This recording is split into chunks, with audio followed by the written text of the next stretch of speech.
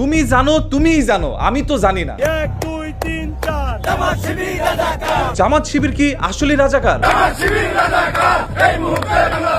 সবাই কেন জামাত শিবিরকে রাজাকার বলছে? যারা সত্যিকার অর্থে রাজাকার ছিল তাদেরকে যদি দেশপ্রেমিক হিসাবে এস্টাবলিশ করতে চান তাহলে বাংলাদেশে আপনাদের রাজনীতি করার সুযোগ কেউ দিবে না। মনে রাখেন, আপনি জামাত শিবিরকে একবার রাজাকার বলবেন আর আপনার 50টি ভোট কমে যাবে। আওয়ামী লীগ বিএনপি দুইটাই দেখছি, এখন আমি জামাতরে দেখতে চাই। জামাত ইসলাম ক্ষমতা আসলে নামাজ রোজা সব করতে হবে, হালাল রুজি করতে হবে, হালাল খাইতে হবে, বেনাংলা ভাবে চলা যাবে না। একটা ভালো কাজ করে জানি আল্লাহ আমাদের সুস্থভাবে কবরে নিয়ে যেতে পারে। হ্যাঁ, যখন আপনি জামায়াত ইসলামের বিরুদ্ধে কথা বলছেন তখন জনগণ তাদেরকে সাপোর্ট করছে। একজনের উপরে দোষ চাপিয়ে আরেকজন কখনো বড় হইতে পারে না, বরঞ্চ মানুষের চোখে সে আরো খারাপে পরিণত হয়। মনে রাখবেন, গায়ের জোরে দেশ শাসন করার দিন শেষ হয়ে গেছে। যারা জামায়াত ইসলামের বিরুদ্ধে একের পর এক অভিযোগ করছেন বা বাজে মন্তব্য করছেন, আজকে তাদের ভোট কিন্তু জামায়াত ইসলামের পক্ষে চলে যাচ্ছে। জামাত শিবির পাকিস্তানি। যেখানে 17 বছর আপনারা শিবিরকে জেলের মধ্যে ভরে রাখছেন, সেই শিবির বের হওয়া মাত্রই ঢাকা বিশ্ববিদ্যালয়ের ডাকসু নির্বাচিত হয়। আমার চোখে ব্যক্তিগতভাবে মেয়েদেরকে যদি কেউ সম্মান করে থাকে সবচেয়ে বেশি ওটা শিবিরের পোলাপান করে। হ্যাঁ, শিবিরের প্রতি মানুষের বিশ্বাস এবং আস্থার জায়গাটা অটুট। আর শিবির নির্বাচিত হওয়ার ফলে বোঝাই যাচ্ছে পরবর্তী সরকার হবে দেশের জামায়াত ইসলাম। আপনারা যদি কোরআন শপথ করে বলতে পারেন জামাত ইসলাম করলে বেহেশতে যাবে, আমি স্বেচ্ছায় জামাত ইসলাম করব। দেখেন ভাই, সাধারণ জ্ঞান, জামায়াত ইসলাম হচ্ছে একটি ইসলামিক দল, তবে এর মানে এই নয় যে জামায়াত ইসলামকে আপনি ভোট দিয়ে নির্বাচিত করলেই আপনি বেহেশতে চলে যাবেন। জামায়াত ইসলাম আপনাকে বেহেশতের রাস্তা দেখাইতে পারে, তবে সেই রাস্তায় হেঁটে যেতে আপনার নিজেরই হবে।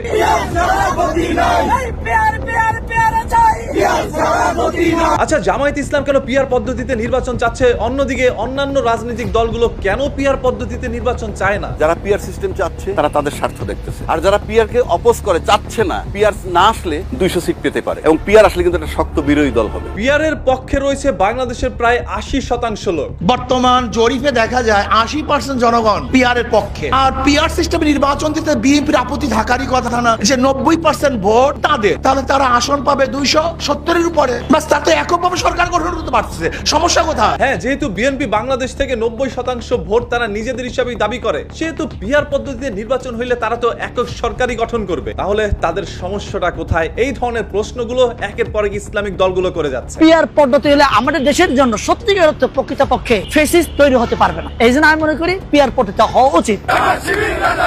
আপনি জামায়াত ইসলামকে যতবারই রাজাকার বা পাকিস্তানি হিসাবে আখ্যায়িত করেন না কেন, বাংলাদেশের জনগণের একটিই দাবি, স্বাধীনতার 54 বছর পার হয়ে গেছে, কেউ শান্তি দিতে পারে না। শান্তির জন্য এই বাংলাদেশে সব দল দেখা শেষ। আগামীতে জামাত ইসলাম দাড়ি পাল্লার বাংলাদেশ। হ্যাঁ, তারা আমাদের বাংলাদেশের মধ্যে আওয়ামী লীগ দেখেছে, বিএনপি দেখেছে, জাতীয় পার্টিও দেখেছে, কেউ নাকি তাদেরকে শান্তি দিতে পারে নাই, যার কারণে এবার তারা জামায়াত ইসলামকে খুঁজে বেড়াচ্ছে শান্তির জন্য। আজকে জামাত হুঙ্কার দিয়ে বলতেছে পিআর না হলে তারা নির্বাচনে যাবে না। 17 বছর আপনাদের হুঙ্কার কই ছিল? এখন গলা অনেক লম্বা হয়ে গেছে না? 15 বছর পর্যন্ত হুঙ্কার ঠিকই হুজুররা ওয়াজ মাহফিলের মধ্যে গিয়ে দিয়েছে, আর যার কারণে তাদেরকে জেলের মধ্যে ভরে রাখা হয়েছে। সত্য প্রচারের জন্য শাপলা চত্বরের মধ্যে যখন হুজুররা গিয়ে একত্রিত হয়েছিল, তখন তাদের জীবনও দিতে হয়েছে। শাপলা চত্বরের ঘটনা 71-এর ঘটনার চাইতে কোনো দিক দিয়ে কম নয়। ঘটনাটি প্রায় একই রকম। ঘুমন্ত বাঙালির উপরে ঝাঁপিয়ে পড়েছিল পাকিস্তানি মিলিটারি বাহিনী, আর সেরকম ভাবে শাপলা চত্বরের মধ্যে হুজুরদের উপরে ঝাঁপিয়ে পড়েছিল বাংলাদেশ আইন শৃঙ্খলা বাহিনী। সেদিন শত শত হুজুরদের প্রাণ যায়। আপনারা হয়তোবা